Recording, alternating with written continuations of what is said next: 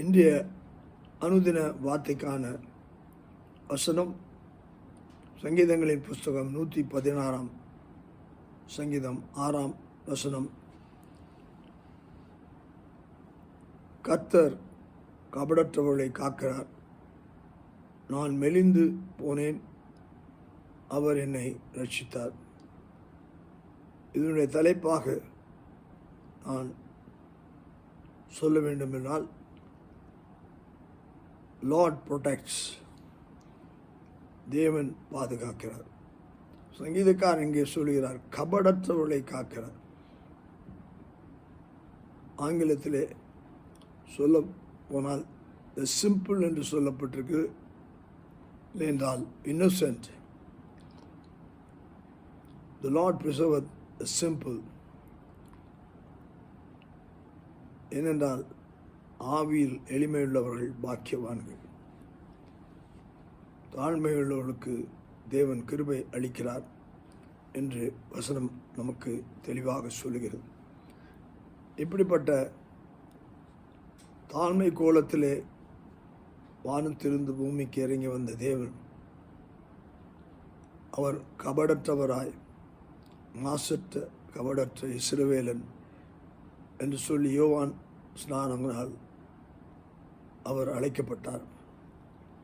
அப்படிப்பட்ட தேவன் அவர் யாருக்கு பாதுகாப்பு கொடுக்கிறார்? நாம் பாதுகாக்கப்பட நாம் கபடற்றவர்களாய் இருக்க வேண்டும். புறாவை போல கபடற்றவர்கள். புறா பார்க்கும்போது அதுக்கு ஒன்றும் தெரியாது. பரிசுத்த ஆவிக்கு புறாவின் அடையாளத்தை கொடுத்திருக்கிறதுக்கு காரணம், அது கண்கள் கண்ணீர் எப்பொழுதும் உள்ளதாயும், அது எப்பொழுதும் சாது கிட்டே வந்து நம் பக்கத்திலே கொடுக்கும்படியான தானியத்தை வாங்கி கொள்ளத்தக்கதாகும். அது எப்பொழுதும் சாதுவாக கபடில்லாத ஒரு பறவையாக இருக்கிறது. ஆனபடியால்தான் பரிசுத்த ஆவியானவர் கபடற்றவர். பரிசுத்த ஆவியைப் போல இயேசு கிறிஸ்துவின் மேலே புறாவானவர் இறங்கி வந்தார் என்று சொல்லப்படுகிறது.